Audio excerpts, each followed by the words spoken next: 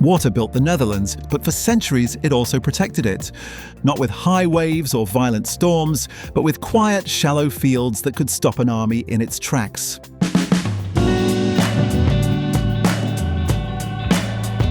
Welcome to Orange Horizons, a podcast for travellers to the Netherlands who want to experience more than just the obvious. In this episode, we explore the Dutch water defence lines, a landscape where engineering, strategy and patience came together in a way the world had never seen before. The Dutch didn't only fight against water, they learned how to use it, and that decision shaped an entire ring of forts, dikes and canals that still cut through the countryside today. The story begins in the 17th century and evolves over hundreds of years. The idea was deceptively simple. If an enemy approached, large areas of land could be deliberately flooded, not deep enough for boats, too deep for soldiers, horses or heavy equipment. A thin layer of water, sometimes no more than 40 centimetres, became an invisible barrier. From a distance it looked like open land. In reality it was an impassable trap. The most extensive example is the new Dutch waterline, later connected with the defence line of Amsterdam.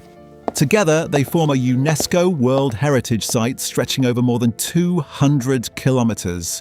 It's not a single monument you visit, it's a vast network, a quiet system hidden in plain sight.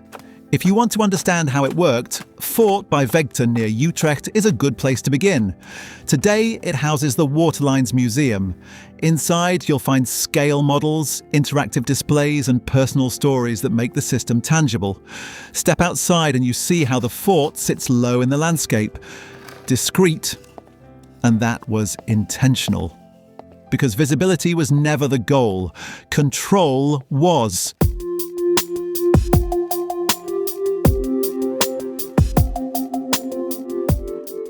But what makes the water defence lines special is not only their military past, it's how naturally they blend into modern Dutch life.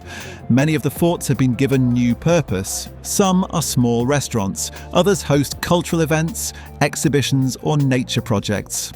At Werk aan het Spoel near Culemborg, you can sit by the Lek River with a coffee, surrounded by thick walls that once guarded the country. It feels peaceful, almost slow, and that contrast between past tension and present calm is part of the experience. The fortified town of Naarden shows another side of this story. From above, the town forms a perfect star shape, surrounded by moats and ramparts. Walk along the walls and you see geometry turned into defence. The design is beautiful, but it was built with precision and purpose. Combine your visit with a stop at the nearby Naarden Vesting Museums, and you start to see how daily life and military strategy once coexisted inside these walls.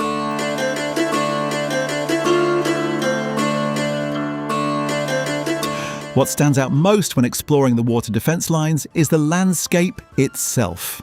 Wide skies, flat fields, long dikes stretching into the distance.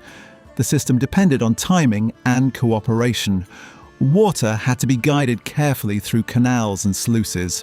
Too much flooding would damage farmland. Too little would fail to stop an enemy. It was a delicate balance, and it reveals something essential about the Netherlands. Survival here has always required planning, patience, and teamwork. If you're considering a visit, here are a few practical tips to make the experience smoother and more rewarding. First, explore by bike. The cycling junction network connects many forts and makes it easy to create your own route. Distances can be longer than they seem, and cycling allows you to truly feel the openness of the landscape. Second, check opening days in advance. Not every fort is open year-round, and some are only accessible on weekends or during guided tours. Third, combine your visit with a nearby city like Utrecht or Amsterdam. Both are closely linked to the waterline story and easily reached by train, making it simple to turn your exploration into a full-day trip. And finally, allow time to slow down. This is not a place of dramatic landmarks. It reveals itself gradually through silence and subtle details. The Dutch water defence lines are a reminder that innovation does not always look spectacular. Sometimes it looks like a calm meadow, a quiet canal, a low brick fort half hidden behind trees. But beneath that calm surface lies a story of resilience and imagination. A country that understood its greatest threat could also become its greatest strength. Next time on Orange Horizons, we'll take you to the city of Middelburg, where Zealand's maritime past, Golden Age facades and small-scale charm tell a very different story of the Netherlands. Are you curious to discover more? Head over to holland.com for tips and stories. Don't forget to subscribe to Orange Horizons and leave a 5-star review if you like the episode. This episode was produced by Break the Wire Concepts on behalf of the Netherlands Board of Tourism and Conventions. Visual design by Lee Bureau de Loo.